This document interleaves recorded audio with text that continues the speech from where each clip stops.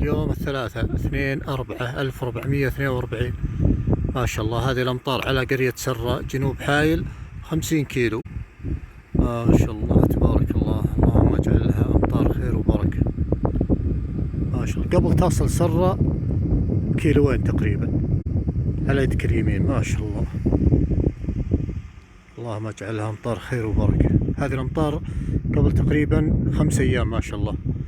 الأمطار الأخيرة اللي هطلت على منطقة حايل. ما شاء الله.